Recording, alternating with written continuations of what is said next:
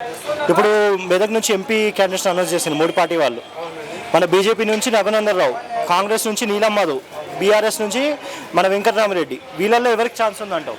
ఇప్పుడు మన state level అయితే కాంగ్రెస్ పార్టీ ఫామ్ ఉంది కండి, ఈ సెంట్రల్ అయితే బీజేపీ ఉంది. ఆ రెండు పార్టీలో ఏదైనా తగ్గఫోర్ ఉంటుందండి.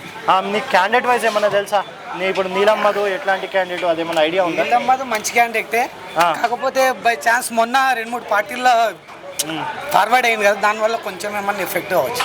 ఇప్పుడు రఘునందన్ రావు ఆయన పైన ఒపీనియన్ ఏంటి? రఘునందన్ వాళ్ళిద్దరికి ఇప్పుడు ఈక్వల్ అట్లే ఉంటుందండి. ఎందుకంటే కాంగ్రెస్ అయినా ఇప్పుడు బీజేపీ అయినా తగ్గఫోర్ ఉంటుంది. మధ్యాహ్నం బీఆర్ఎస్ అయితే మైనస్ ఇప్పుడు, ఎందుకంటే స్టేట్ లెవెల్ లేదు, సెంట్రల్ అయితే అసలుకే లేదు. ఇప్పుడు ఈ వెంకటరామరెడ్డికి ఎలా ఉంది? ఈ వెంకటరామరెడ్డి పేరు అంటే మాకైతే మాక్సిమం తెలియదండి ఆయన పేరు కూడా అట్లా. సో మీ వరకు అయితే ఈ రెండు పార్టీలు ఆ రెండు 50-50 ఉంటాయండి.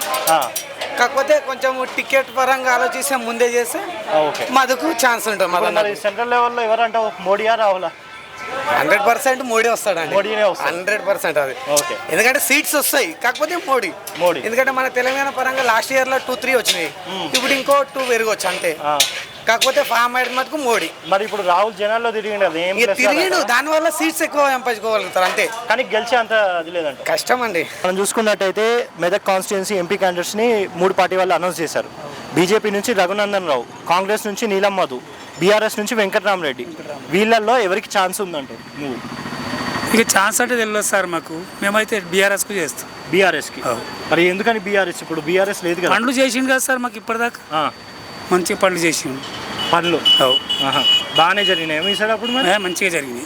ఈ కరెంట్ అనేది, వాటరు మొత్తం బీఆర్ఎస్ చేసింది. ఇప్పుడు మరి అధికారంలో కాంగ్రెస్ ఉందిగా, ఈ 100 రోజుల్లో ఎలా ఉంది వాళ్ళ పాలన?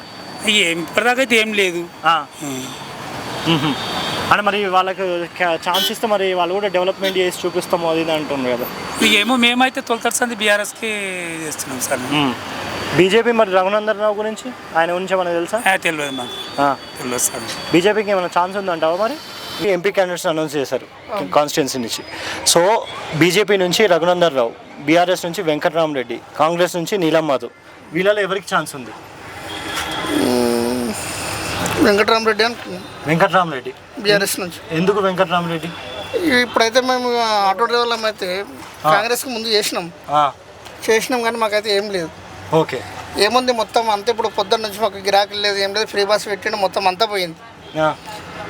పొద్దున్న నుంచి సాయంత్రం వరకు ఒక 200 అయితే లేవు, అందరూ ఫ్రీ. వాళ్ళకు మేము వాళ్ళకు 10,000 ఇస్తాము అది ఇది అని చెప్పేసి ఏం చేసారు, ఒక మాట దాని మీద ఒకటి అనౌన్స్మెంట్ చేయలేరు, ఏం మన మాట్లాడి రాసలు ఏదన్నా చెప్పి రాసలు వాళ్ళు మేము క్లారిటీ కూడా ఇచ్చారు, ఏది చేయలేరు కదా. చూసుకుంటాము అన్ని, ఏం ప్రాబ్లం లేదు. ఏం చూసుకుంటున్నారన్న, ఏం చూసుకుంటలేరు. ఉన్న సగం మంది ఆటోలు బంద్ చేసి అడ్డ మీద కూలి పని కూతున్నారు, ఆటోలు బంద్ చేసుకొని ఫైనాన్షియల్ కట్టలేక.